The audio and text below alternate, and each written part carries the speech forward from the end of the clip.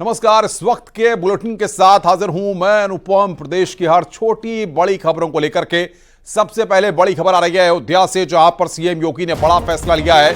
अयोध्या में बनेगा एसटीएफ का ऑफिस, विधि विज्ञान प्रयोगशाला बनाने का भी आदेश दिया है। बैठक के दौरान सीएम योगी ने यहां पर यह फैसला लिया है। बड़ी खबर हम आपको बता रहे हैं। बैठक के दौरान मुख्यमंत्री योगी आदित्यनाथ ने यहां पर यह फैसला लिया है।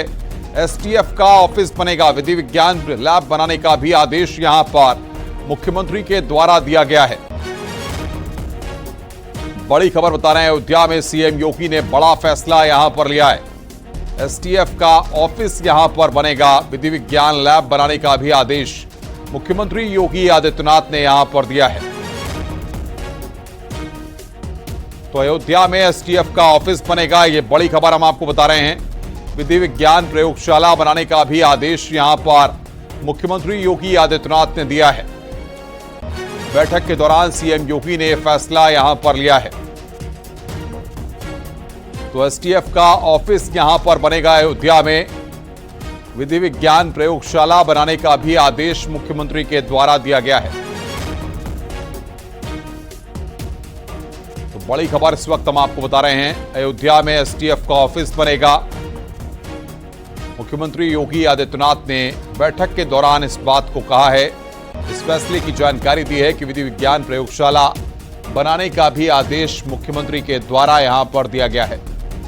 तो बड़ी खबर बता रहे हैं आपको, विधि विज्ञान लैब बनाने का आदेश मुख्यमंत्री के द्वारा दिया गया है।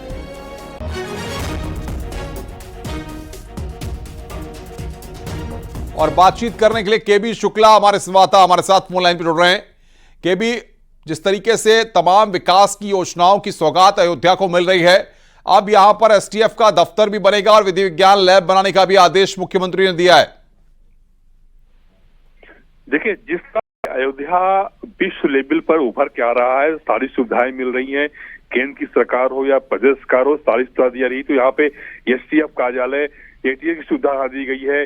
और जिस तरह से यहाँ पर वो राम मंदिर का बना हुआ है कि सिक्योरिटी को लेकर यहाँ एसटीएफ कार्यालय खोला जा रहा है, तो कुल मिला के जिस तरह से यहाँ पर सुविधाएं दी जा रही हैं वो विश्व स्तर की है। जिस तरह से यहाँ पर केंद्र सरकार हो या प्रदेश सरकार हो, सारी सुविधाएं दी जा रही है। आज सीएम योगी अयोध्या में है, रात विश्राम कर रहे हैं, गोल्फ कार्ट का उद्घाटन भी किया है, ब्रीफ किया है। और यहाँ पर जितनी भी सुविधाएं हैं, हालांकि अयोध्या हार गई है, फिर भी मिल्कीपुर की विधानसभा लेकर उन्होंने मीटिंग की है।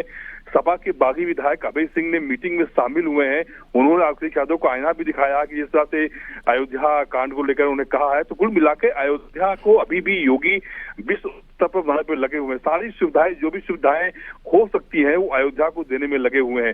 वो एसटीएफ कार्यालय हो, एटीएस हो या फिर जो भी यहाँ सुविधाएं हैं, वो सारी सुविधाएं अयोध्या में लगे हुए हैं। एटीएस में कार्यालय भी, एसटीएफ कार्यालय खुलने जा रहा है। जो विधि प्रयोगशाला जो यहाँ पर जांच होती है, जो झांसी जाती है, आगरा जाती है, वो जांचें अब अयोध्या में भी हुआ करेंगी। तो इसलिए सारी सुविधाएं अयोध्या दी जा रही है, क्योंकि विश्व स्तर का बन चुके हैं।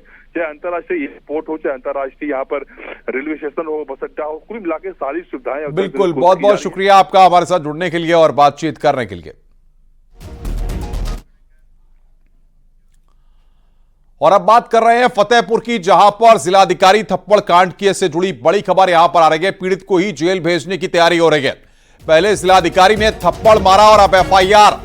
अतुल शुक्ला पर धारा 352 के तहत एफआईआर दर्ज की गई है। जिलाधिकारी सी इंदुमती ने थप्पड़ मारा था। थप्पड़ मारने का वीडियो वायरल हुआ था और पहले थप्पड़ मारा और अब जेल भेजने की तैयारी हो रही है। सवाल सबसे बड़े खड़े हो रहे हैं इस पूरे मामले में कि आखिर किस तरीके का यह फरमान जारी किया गया है जिलाधिकारी के द्वारा। पीड़ित को ही जेल भेजने की तैयारी, इस वीडियो को देखिए और आप खुद फैसला करिए। अब आपको पूरा वाकया भी हम बता रहे हैं कि आखिर यह पूरा मामला क्या है। दरअसल फतेहपुर की जिलाधिकारी C Indumati district urban development agency के दफ्तर में निरीक्षण करने के लिए पहुंची थी। आप वीडियो भी देखिए और खुद आप तय करिए। डीएम इंदुमती ऑफिस के गलियारे में खड़ी होकर अधिकारियों से वहां पर सवाल जवाब कर रही थी और इसी दौरान एक शख्स वहां से गुजरा, जिलाधिकारी के पास से गुजरा तो डीएम साहिबा को हल्का सा वो छू गया, जिसके बाद डीएम इंदुमती का गुस्सा सातवें आसमान पर पहुंच गया। उन्होंने आओ देखा न ताओ उस शख्स को रोककर थप्पड़ मारा। जिलाधिकारी ने वहां पर उसको रोका और थप्पड़ मारा और फिर उससे रोककर पूछताछ की और उस शख्स को बदमाश तक बोल दिया। आप समझिए, थप्पड़ भी मारा और उसको बदमाश तक बोल दिया। और पीड़ित शख्स अतुल शुक्ला, जो कि बांदा का रहने वाला है, उसको थप्पड़ मारा गया और उसको वहां पर बदमाश कहा गया। सुनिए आप कि हुआ क्या था, हम आपको सुनवाते हैं।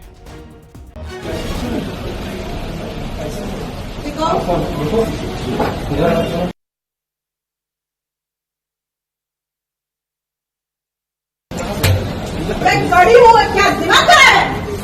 एक महिला खड़ी है और तुमको धक्का मुक्की करके तुम आगे बढ़ रहे हो। कौन है तू? कौन है तू? क्या काम से आए? कुछ भी और कोई महिला और बस क्या क्यों आए? क्या काम है तुम्हारा? काम अगर बढ़ा है तो यहाँ पीछे क्या कर रहे हो? फोन में बात करते करते यहाँ पीछे क्या कर रहे हो? वहाँ कोई स्पेस नहीं है तुमको? बिठाओ इनको, बैठो बदमाश।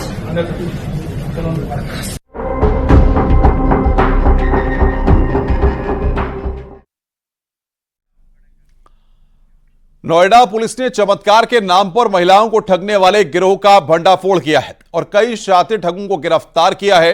ये ठग विज्ञान के कंधे पर अंधविश्वास का धंधा चला रहा था।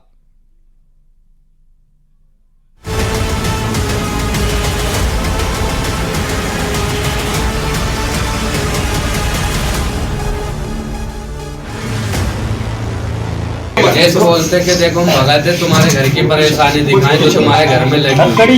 इतना हल्का सा पानी या धूप डाल दो और थोड़ा ऊपर कर देना यार, थोड़ा ऊपर भाई वाह बोल देते कि भाई नजर लगने वाली चीज है वो उतार लो। सोने चांदी जो होता है वो उतार लो। कई हर कोई महिला नहीं उतारती, जो डरी हुई रहती है वो उतार लेती है। सर जी गरीब गुबरा रहते हैं वो उतार लेते हैं, हर कोई नहीं उतारते। इतना करने के बाद सर और कुछ नहीं, फिर इतना कह देते हैं कि ये पकड़ो, ये जो आग लगाई है ये कागज वहाँ फेंक गया, वो फेंक गया। एक हफ्ता हुआ होगा कम से कम, एक महिला के साथ 2 महिलाओं के साथ करा था, उसके बाद इनमें फंस गया। सुना आपने किस तरह से ये शातिर भोली भाली महिलाओं को ठगने का काम करते थे। घर पर भूत प्रेत का साया, नजर दोष, पितृ दोष और काली शक्तियों का साया, ये शब्द इन शातिरों के हथकंडे थे और अंधविश्वास के इस खेल में काम आता था विज्ञान। बोल देते कि भाई नजर लगने वाली चीज है वो उतार लो।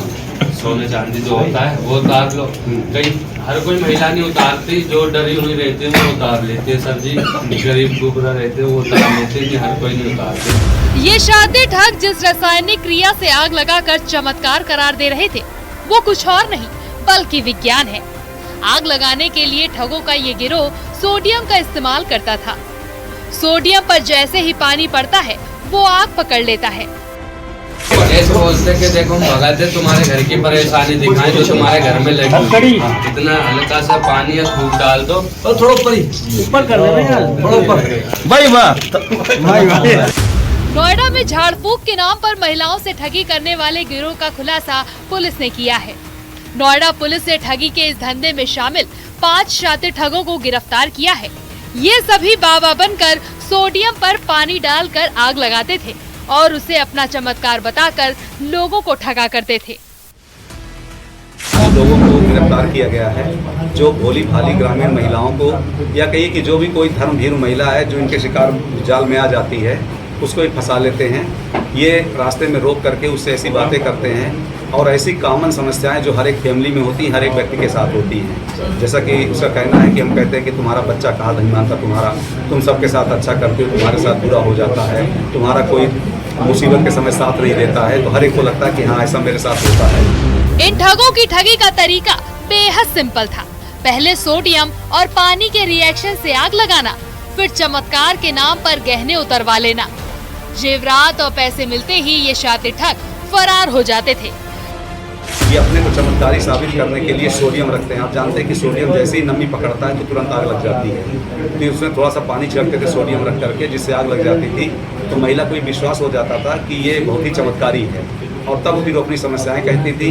उसके बाद ये कहते थे कि देखिए ये जो आप अपने गहने पहने हुई हैं उनके द्वारा जो है ये पहले आप उतार दीजिए, तभी आपकी समस्या का हल होगा। ये गहने वगैरह उतरवा लेते थे, अपने पास रख लेते थे। जैसे ही महिला वो कागज उठा करके या पत्थर उठा के आगे जाती थी तब तक कि उसका सारा सामान लेके चंपत हो जाते थे। पकड़े गए 5 आरोपियों ने नोएडा में 3 महिलाओं को ठगी का शिकार बनाया था। इसी के बाद से पुलिस इन शातिरों के पीछे लगी थी। जब पुलिस इन्हें पकड़कर थाने लाई, उस दौरान ठगी का डेमो भी कराया गया। आप खुद देखिए, ये विज्ञान है या ठग विद्या के मास्टर का चमत्कार। ऐसे बोलते कि देखो हम भगाते तुम्हारे घर की परेशानी दिखाएं जो तुम्हारे घर में लगी। इतना हल्का सा पानी या थूक डाल दो और थोड़ा ऊपर कर देना यार, थोड़ा ऊपर भाई वाह बोल देते कि भाई नजर लगने वाली चीज है वो उतार लो, सोने चांदी जो होता है वो उतार लो। कई हर कोई महिला नहीं उतारती, जो डरी हुई रहती है वो उतार लेती है। सर जी गरीब गुबरा रहते हैं वो उतार लेते हैं, हर कोई नहीं उतारते। इतना करने के बाद सर और कुछ नहीं, फिर इतना कह देते हैं कि ये पकड़ो, ये जो आग लगाई है ये कागज वहाँ फेंके वो फेंके। एक हफ्ता हुआ होगा कम से कम, एक महिला के साथ 2 महिलाओं के साथ करा था, उसके बाद इनमें फंस गया। पुलिस ने पकड़े गए आरोपियों के पास से गले की चेन, अंगूठी, मंगलसूत्र और तमाम दूसरी चीजें बरामद की हैं। फिलहाल पुलिस ने इन सभी आरोपियों को जेल भेज दिया है। नोएडा से न्यूज़ 18 के लिए हिमांशु शुक्ला की रिपोर्ट।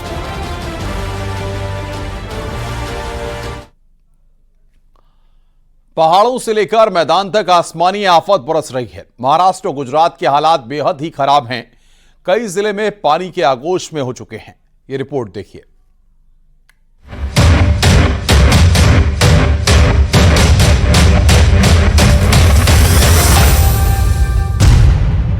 पहाड़ से मैदान तक आसमानी आफत, मनाली से मुंबई तक आसमान से बरसी मुसीबत। कहीं फटे बादल, कहीं पानी की मनमानी ने बढ़ाई परेशानी।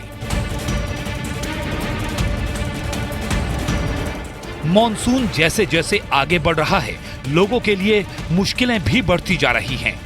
पहाड़ से लेकर मैदान तक, उत्तर से लेकर दक्षिण तक, हर तरफ मौसम की चौतरफा मार देखने को मिल रही है।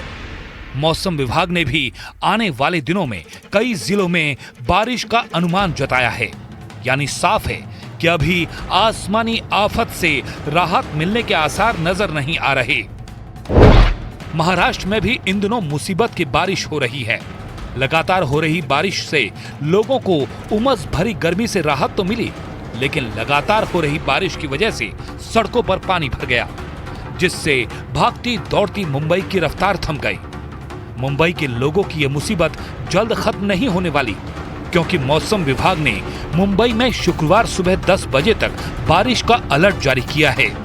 यानी मुंबई में अभी और बारिश होगी और सड़कों पर पानी भरने से लोगों की मुसीबतें और भी बढ़ सकती हैं। ये तस्वीरें मुंबई के बांद्रा कुर्ला कॉम्प्लेक्स की हैं, जहां कुछ देर की बारिश में ही सड़कों पर पानी भर गया। वहीं नवी मुंबई और चेंबूर में भी भारी बारिश के बाद सड़कें दरिया के रूप में तब्दील हो गईं, जबकि कई जगह अंडरपास में पानी भर जाने की वजह से ट्रैफिक को रोकना पड़ गया। सिर्फ मुंबई ही नहीं, पुणे में भी बादल जमकर बरसे, जिसके बाद पुणे के कई इलाकों में पानी भर गया। पुणे के सिंहगढ़ इलाके में इतनी बारिश हुई कि सड़कों पर घुटनों तक पानी भर गया। पानी में डूबने की वजह से कई गाड़ियां बंद हो गईं। वहीं दूसरी तरफ रिहायशी इलाकों में भी कमर तक पानी भर गया। वहां पार्किंग में खड़ी गाड़ियां भी पानी में डूब गईं।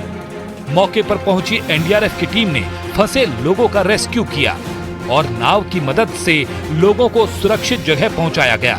वहीं भारी बारिश के बाद पुणे के विट्ठल मंदिर के चारों तरफ पानी भर गया। मंदिर का गेट पूरी तरह से पानी में डूब गया। एक शोरूम में भी बारिश के पानी ने जमकर कहर मचाया। भारी बारिश के बाद शोरूम में घुटनों तक पानी भर गया और वहां रखा सारा सामान पानी में भीगकर खराब हो गया।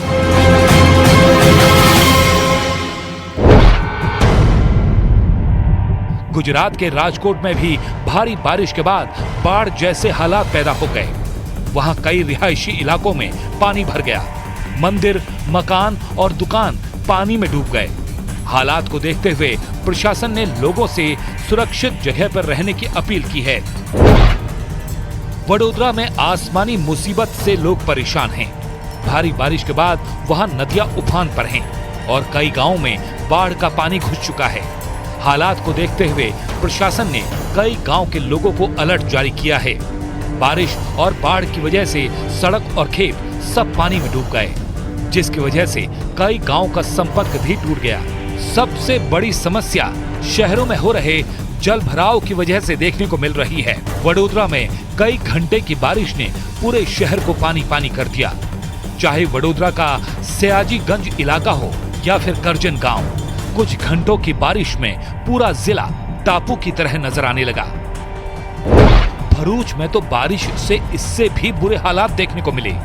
भीषण बारिश के बाद सूरत से अलंकेश्वर जाने वाला हाईवे पूरी तरह बाढ़ के पानी की चपेट में आ गया।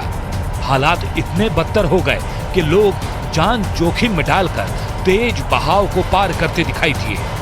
भारी बारिश की वजह से हाईवे पर इतना पानी भर गया कि सड़क को देख पाना मुश्किल हो गया।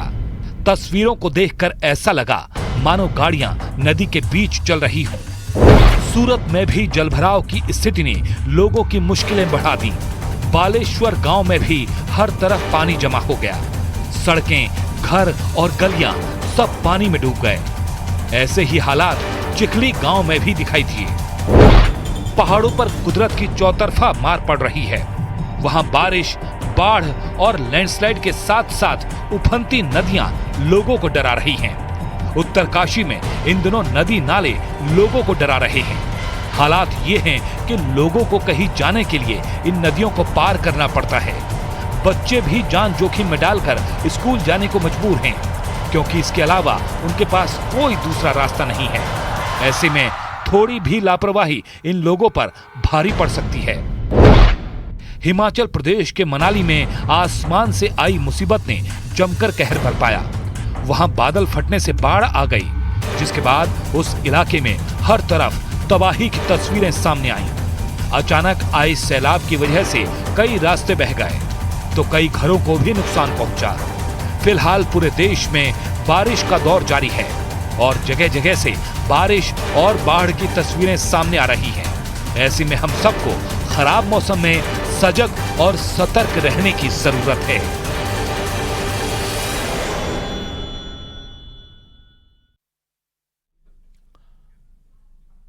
काशी में गंगा उफान पर है। आज सुबह गंगा का जलस्तर तेजी से बढ़ा, जिसके कारण नमो घाट भी डूब गया। सोमवार देर रात तक पानी नमो घाट से करीब 1 मीटर नीचे था। सुबह होते होते बाढ़ का पानी नमो घाट पर आ गया। वाराणसी में गंगा का जलस्तर 5 से 6 सेंटीमीटर प्रति घंटे की रफ्तार से बढ़ रहा है। मणिकर्णिका घाट में दाह संस्कार का स्थल भी बदल गया है। सीढ़ियों से ऊपर खिसककर दाह संस्कार किए जा रहे हैं।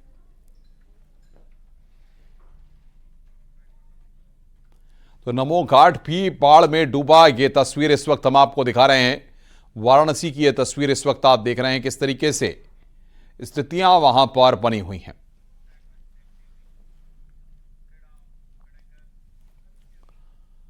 फर्रुखाबाद में एक रोंगटे खड़े कर देने वाला हादसा सीसीटीवी कैमरे में कैद हुआ है। पेट्रोल पंप के बाहर खड़े लड़के को एक गाड़ी ने जोरदार टक्कर मार दी।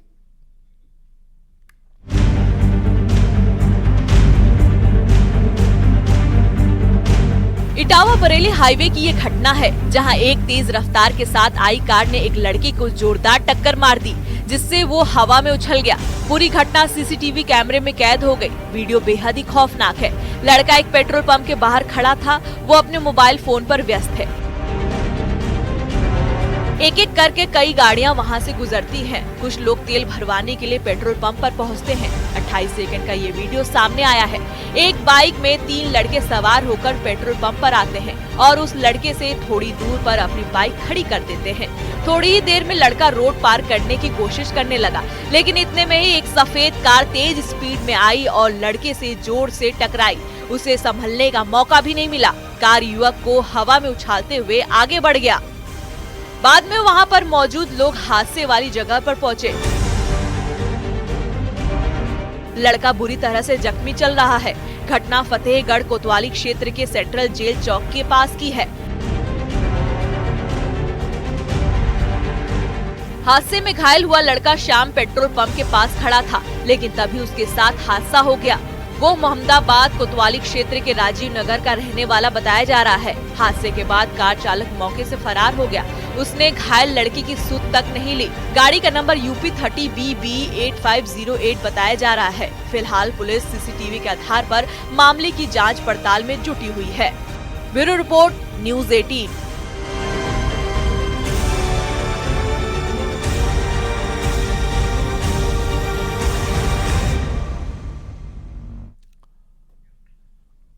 भारत ने पेरिस ओलंपिक में अब तक 3 पदक जीते हैं। मनु भाकर ने महिलाओं की 10 मीटर एयर पिस्टल स्पर्धा और सरबजोत के साथ मिलकर 10 मीटर एयर पिस्टल मिश्रित स्पर्धा में पदक जीता है।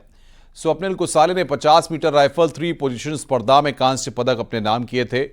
पेरिस में इंडिया हाउस में अंतर्राष्ट्रीय ओलंपिक संघ की सदस्य और रिलायंस फाउंडेशन की चेयरपर्सन नीता अंबानी ने 2 ओलंपिक पदक जीतने वाली मनु भाकर को सम्मानित किया। नीता अंबानी ने इसके अलावा हर उस एथलीट को भी पेरिस में सम्मानित किया जो पदक से बस कुछ दूर रह गए और चूक गए।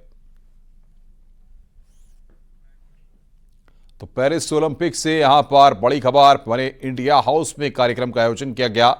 रिलायंस फाउंडेशन की चेयरपर्सन नीता अंबानी ने वहां पर सबको सम्मानित किया।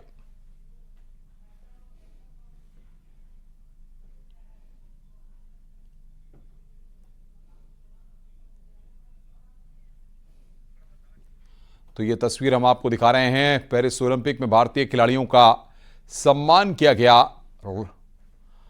इंडिया हाउस में एक कार्यक्रम था। रिलायंस फाउंडेशन चेयरपर्सन नीता अंबानी ने यह सम्मान वहां पर दिया। इसमें सभी खिलाड़ी वहां पर पहुंचे हुए थे। Let's wish the best of luck to all our athletes who are still in the games. Our men's hockey team, our athletics team, our women golfers, our women's table tennis team, our weightlifter Mirabai Chanu, and our wrestlers, especially Vinesh, who's playing in the semi-finals in a few hours. Go India, go! Yeah, let's say it 3 times. Go India, go! Go India, go! Go India, go! Go India, go! Go India, go! Go India, go! आगे बढ़ते हैं। कल मुख्यमंत्री योगी आदित्यनाथ अयोध्या में ब्रह्मलीन महंत परमहंस रामचंद्र दास की मूर्ति स्थापना कार्यक्रम में हिस्सा लेंगे। इसी के बीच सीएम योगी के दादा गुरु महंत अवैधनाथ जी के साथ परमहंस रामचंद्र दास जी की कुछ दुर्लभ तस्वीरें सामने आई हैं। दरअसल महंत परमहंस दास राम मंदिर आंदोलन के सूत्रधार थे। 1949 से लेकर 1990 तक कई बार महंत रामचंद्र परमहंस दास के नेतृत्व में राम मंदिर के लिए आंदोलन भी किया गया। मुख्यमंत्री योगी आदित्यनाथ के दादा गुरु के साथ राम मंदिर आंदोलन को परिणाम तक लाने में मुख्य भूमिका निभाने वाले रामचंद्र परमहंस की स्मृति अयोध्या के कई इतिहास की किताबों में देखने को मिलती है। इन्हीं की प्रतिमा का कल सीएम योगी अयोध्या में अनावरण करेंगे। आज सीएम योगी अयोध्या में ही रात्रि विश्राम कर रहे हैं।